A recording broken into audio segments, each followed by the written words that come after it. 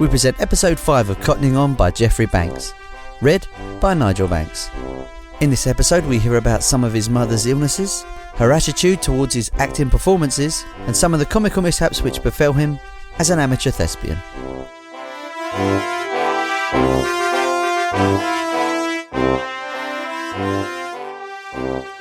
When I was 4 years old, at one of those Sunday school bazaars which was at the hub of our restricted social life, my mother was greeted with mad enthusiasm by a grey-haired gentleman who had known her, it transpired, as a child, but had not seen her since her marriage. When he eventually got round to noticing me, he said that I was a bonny little lad, but that I would never be half as bonny as my mother. Certainly, in surviving photographs, she appears as a comely young woman with a heart-shaped face and curly dark brown hair, which was never in her life submitted to professional styling. There was a quiet cussedness about my mother's rejection of anything which smacked of self-adornment. She spurned all cosmetics, and that included face powder. Indeed, the only outward aspect of herself deemed worthy of attention, and that out of necessity, was the woeful condition of her feet. They were regularly on show in the late evening, relaxing in a bowl of hot water by the fire. The doctor's suggestion that only surgery would alleviate her bunions was turned down with the same quiet cussedness, and perhaps a certain lack of self-regard. It has to be acknowledged, too, that despite her experience as a nursing orderly, or maybe even because of it, she had a lifelong horror of hospitals. She was activated also by the northern work ethic of the period, which decreed that work must not only be done, but be back-breakingly done. This was especially the case in Mother's kitchen and washhouse, where, even after World War II, the purchase of labour-saving devices like the fridge and the washing machine was delayed until my father's retirement, although they could easily have afforded them. Even the installation of the telephone was delayed until her middle 50s. For years afterwards, she lifted the receiver as if it were scalding hot, and answered callers as though they were all policemen, whose tidings must be doubly sinister, since they were not delivered from the doorstep. It was with limited awareness that in 1921 she embarked on motherhood, and it is understandable that my upbringing, which was largely left to her, should have concentrated on the negative. I was firmly instructed in what I must not do, because it was either dangerous, or annoying to Daddy when he came home exhausted, or worst of all, because it was not nice. On the positive side, I was merely required to do as I was told: sit up straight at table, clean my teeth, say my prayers, raise my cap to adults, and surrender my seat to them on a crowded tram. Within this framework, the principle of enjoyment was granted.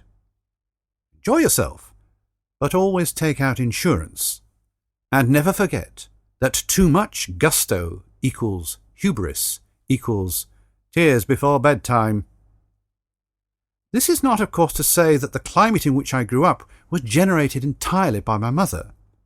To know this, one had but to observe my father's carefully considered acceptance of any treat on offer with the words, "I wouldn't mind."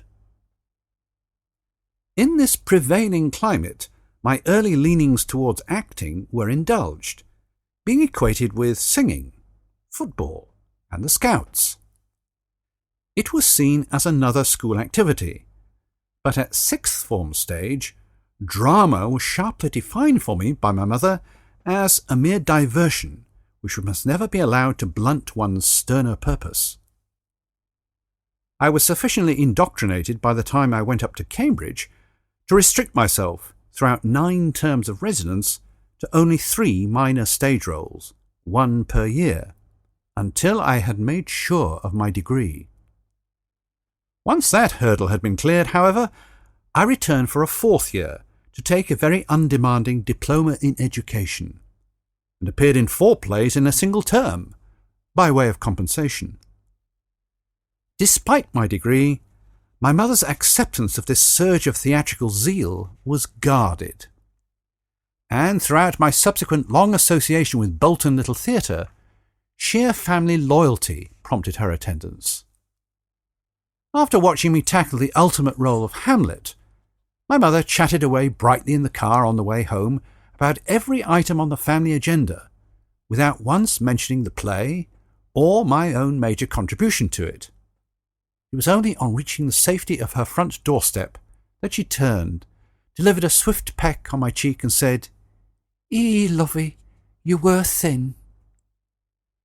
As I ran the gauntlet of her post-performance comments, often tactless in emphasis or direction, the certainty grew within me that I was not destined to be one of the privileged few, those actors whose work is at best praised, or at worst, at the very least, understood by their mothers.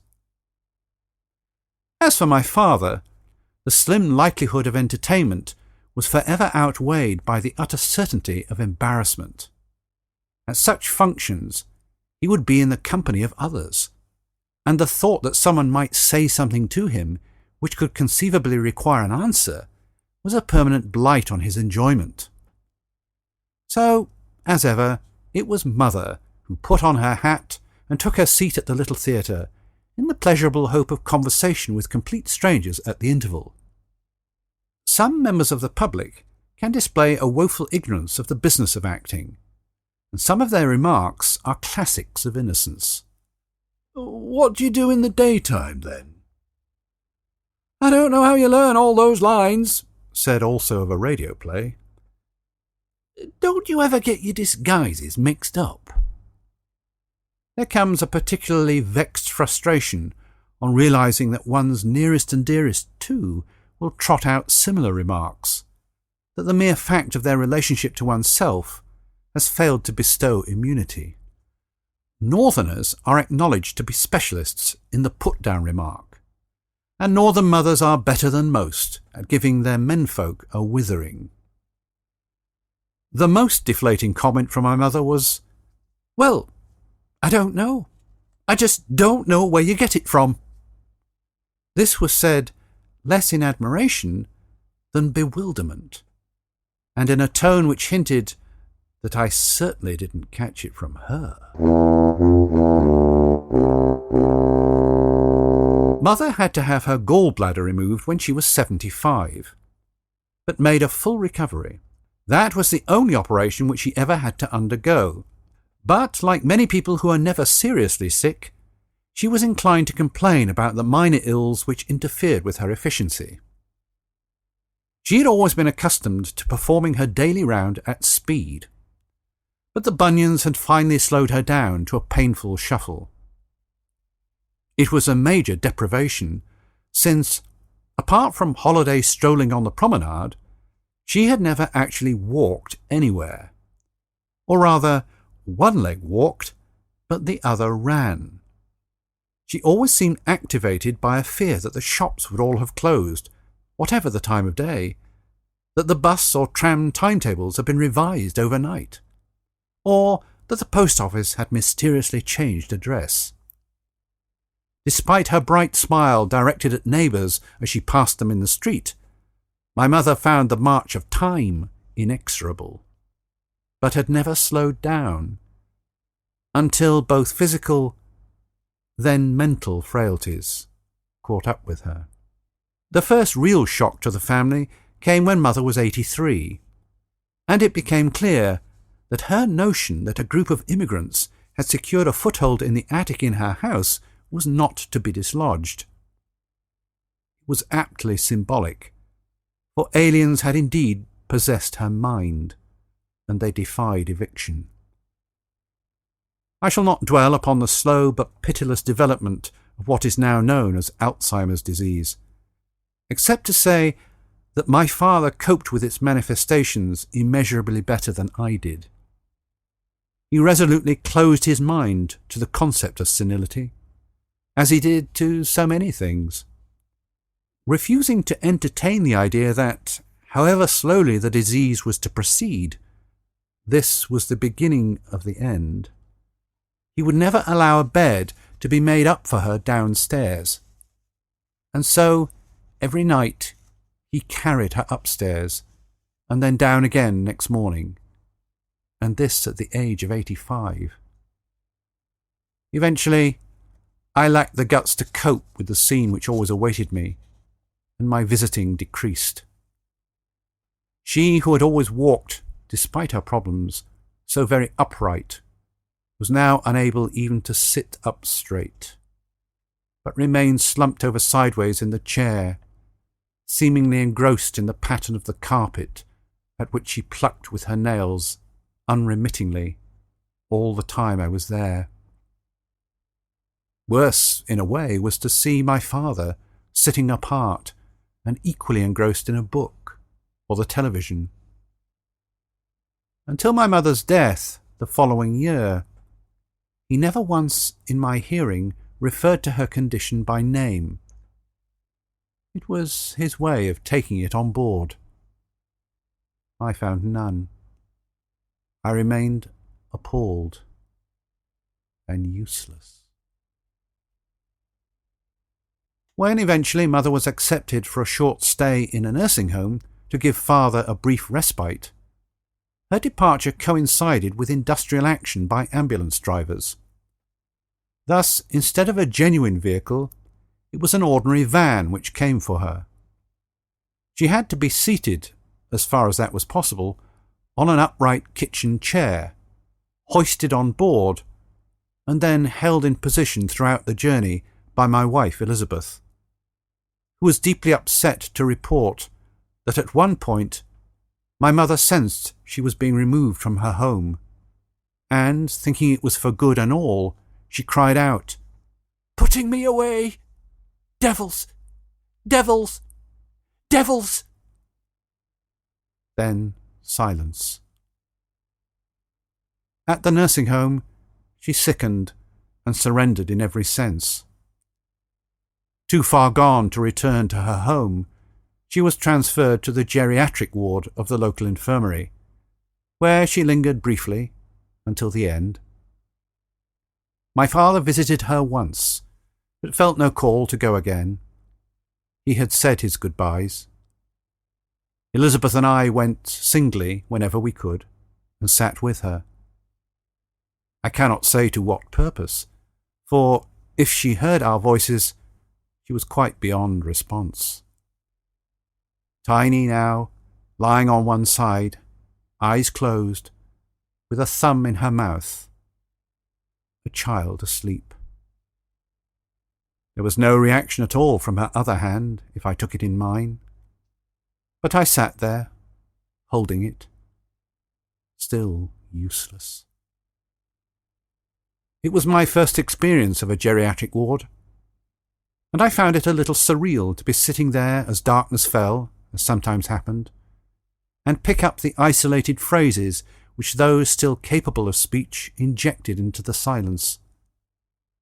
I have not forgotten the words which came so suddenly from the far end of the ward.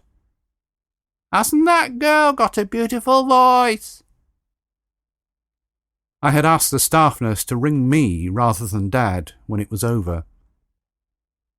I found him in his garden, looking ruefully at the height of the weeds and the state of his lawn. When I told him, he took the pipe from his mouth, but was drained of words. Nothing. Just a long sigh. A fortnight after my mother's funeral, he said to me, "You know, all this has set me behind with the garden."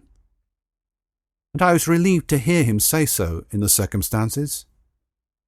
At 85, he was clearly looking to the future.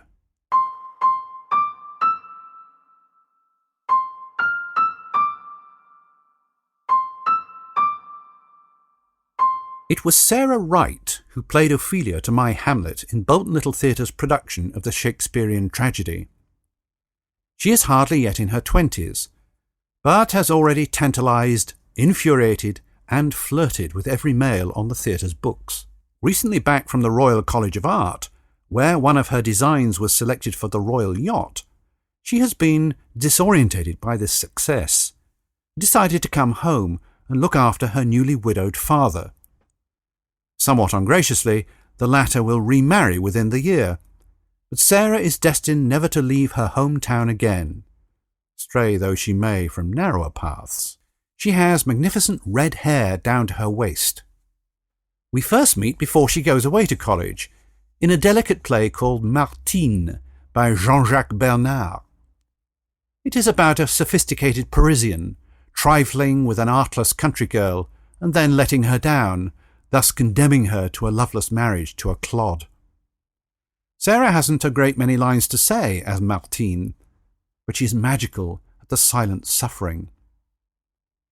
It is, however, a mighty leap from Martine to her next assignment as the eponymous tragic heroine in Shakespeare's Romeo and Juliet.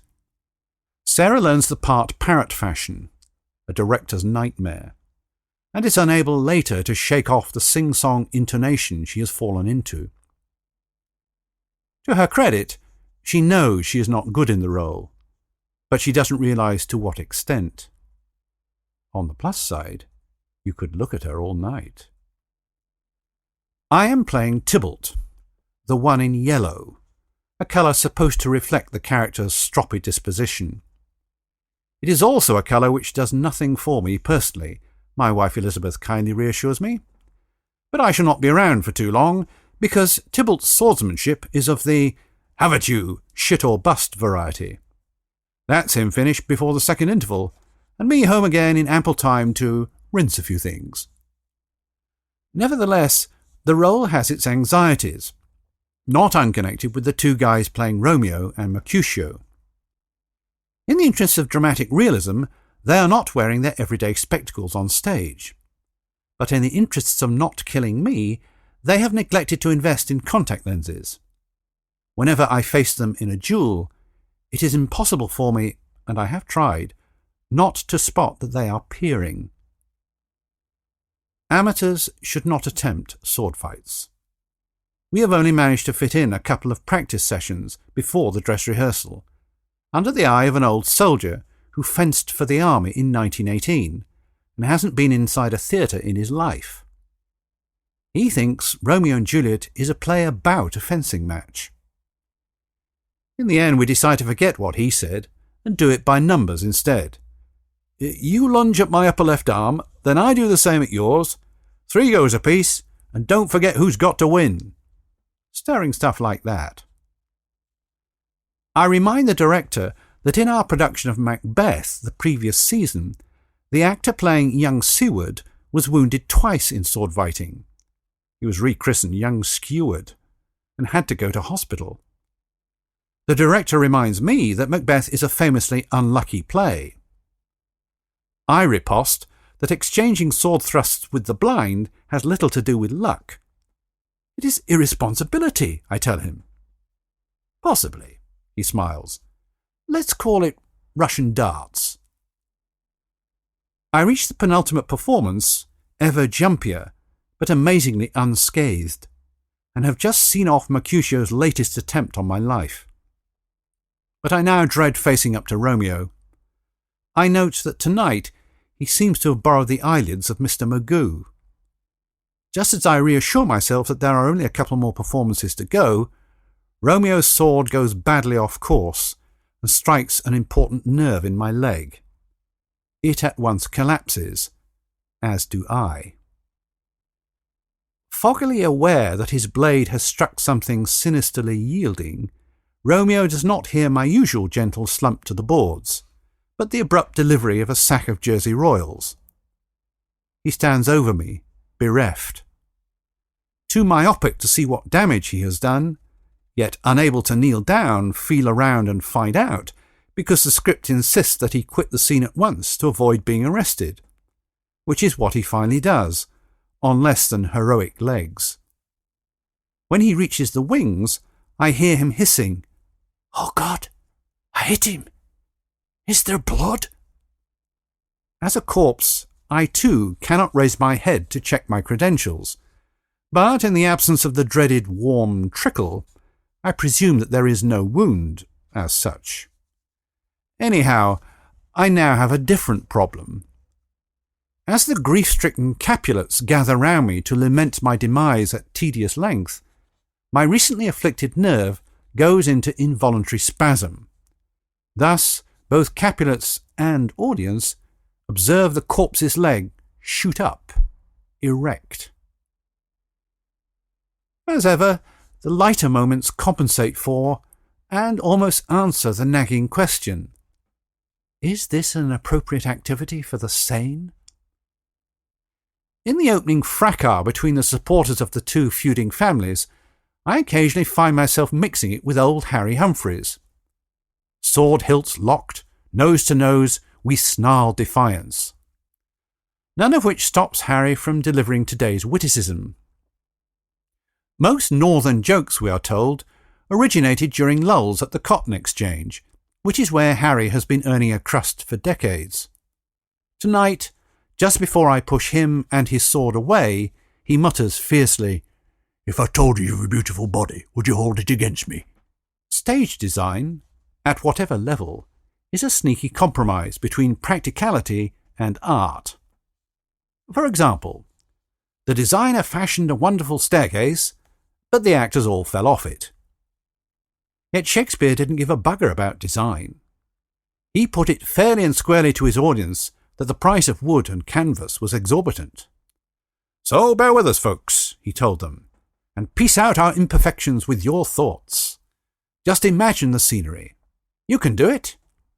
Now, there's a blasted heath coming up first, and after that, think castle interior."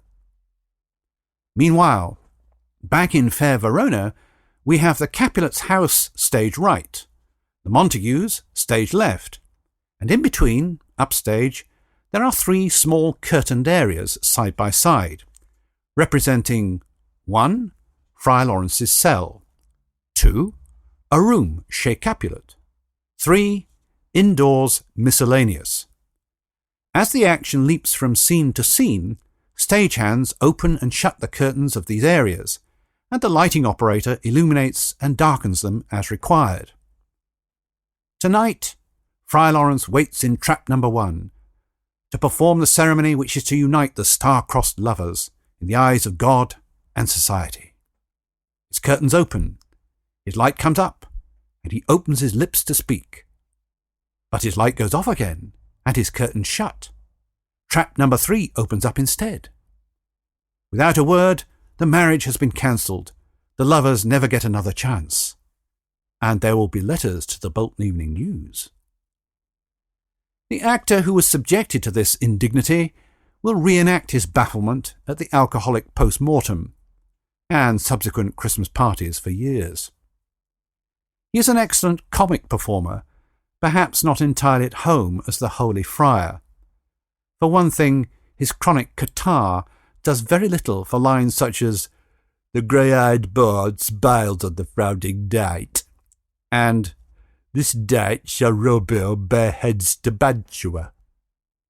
A few years later, Sarah and I have the title roles in George Bernard Shaw's Caesar and Cleopatra.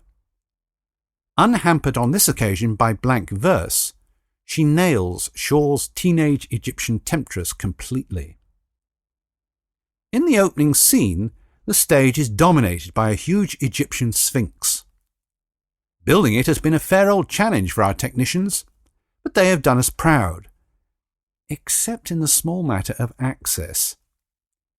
When Caesar first encounters Cleopatra, she is supposed to be climbing up the thing, but instead, Sarah's slither down the facade of the inscrutable one sets the tone for my silliest dress rehearsal to date.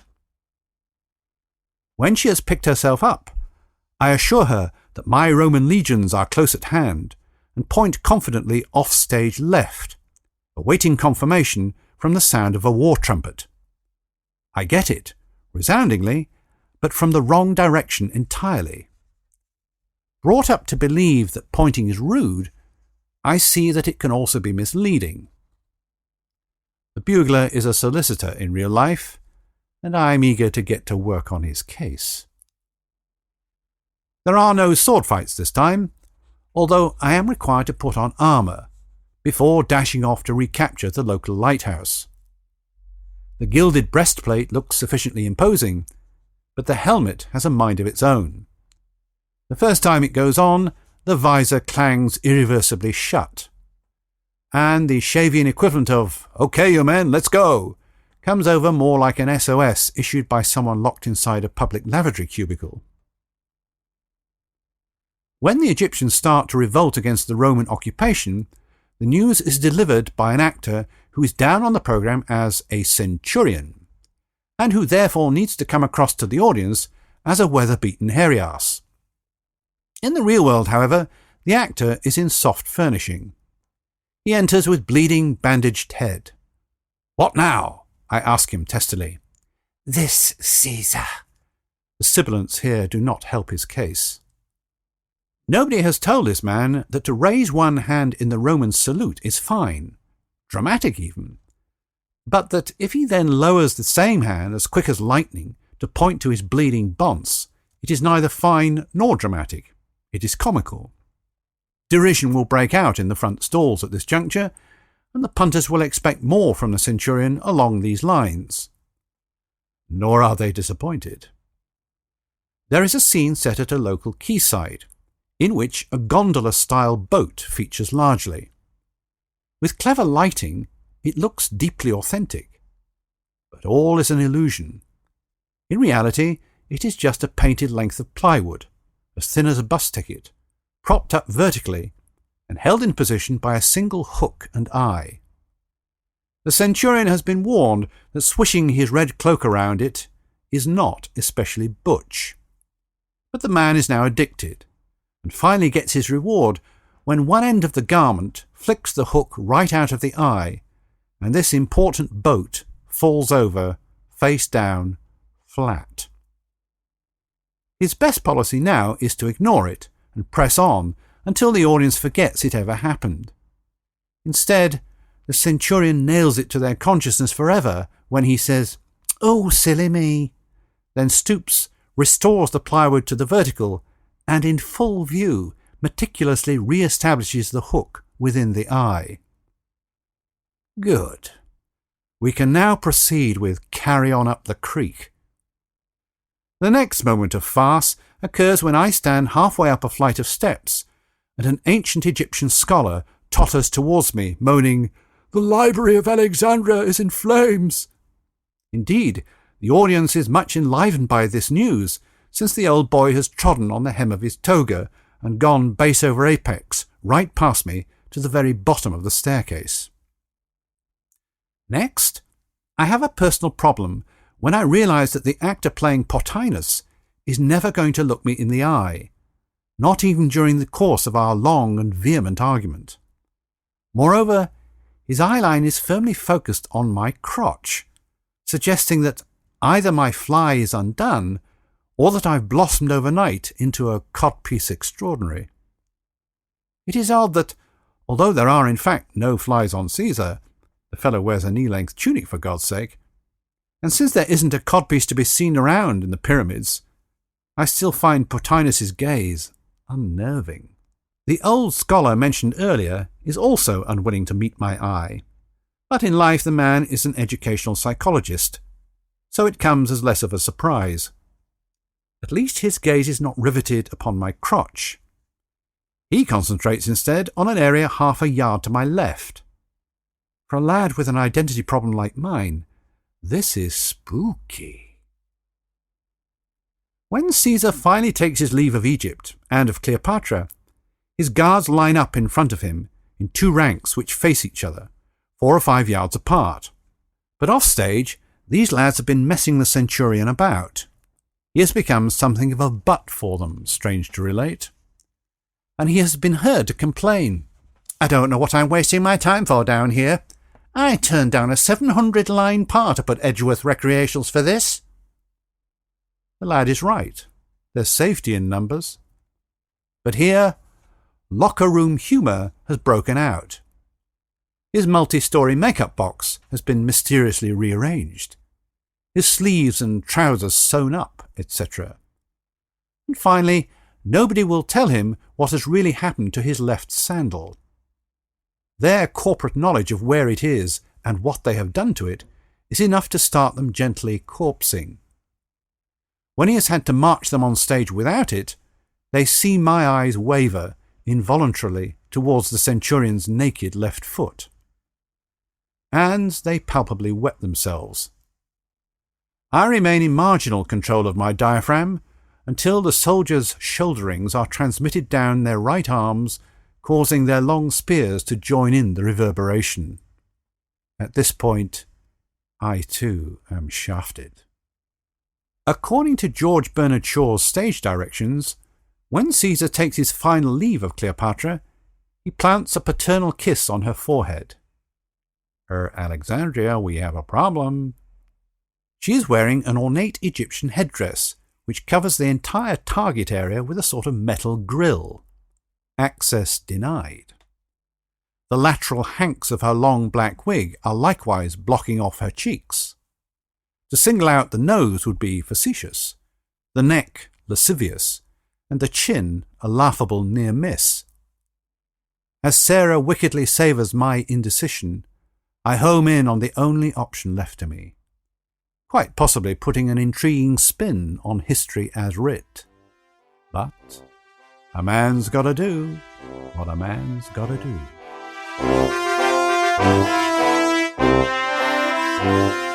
Cottoning On by Geoffrey Banks, read by Nigel Banks. All music and studio recording by Robert Burgess. And this was an Old Dolly production.